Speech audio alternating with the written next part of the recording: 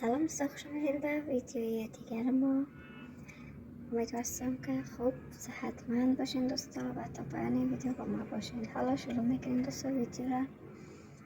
اینجا شروع میکنیم دوستا با یک رنگ جذاب و دلنشینی رنگ نارنجی، البته با ترکیب رنگ زرد.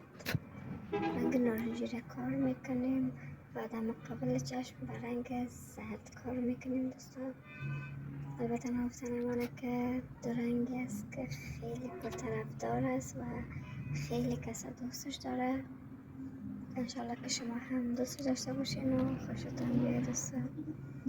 رنگ زرد خوب سفید میکنیم و بالای هر دو رنگ، یعنی در مرز رنگ زرد و رنگ نارنجی شاین طلایی کار میکنیم و همچنان در پایان چشم دوباره رنگ تمدید میکنیم تا که یک وقت شود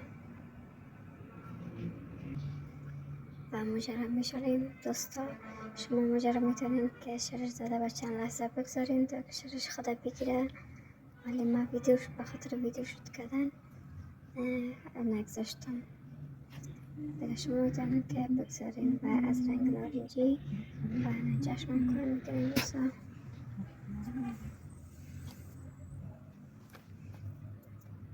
و اینم از لاینر ما دوستان. لایک، سابسکرایب و شیر فراموش نشه تا اینکه زیادتر و بیشتر دیده شویم و اقسمی میتونیم که همدیگه رو حمایت کنیم دوستا. و این هم از لاینر ما که شما میتونید یعنی خیلی کشدار بزنین و همچنان میتونید که فقط در گوشه چشم بزنین. هر دو صورت همراه میکپ خیلی جذاب میه.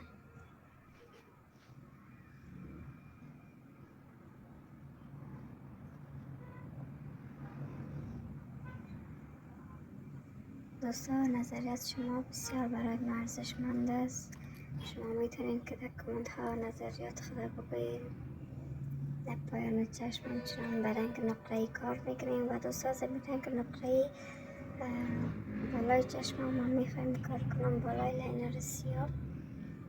این قسم خیلی چشم ها را بسیار کشیده و مقبولشان میده دوستا. شما میتونید که نکنین البته، ولی من خواستم انجام شدم.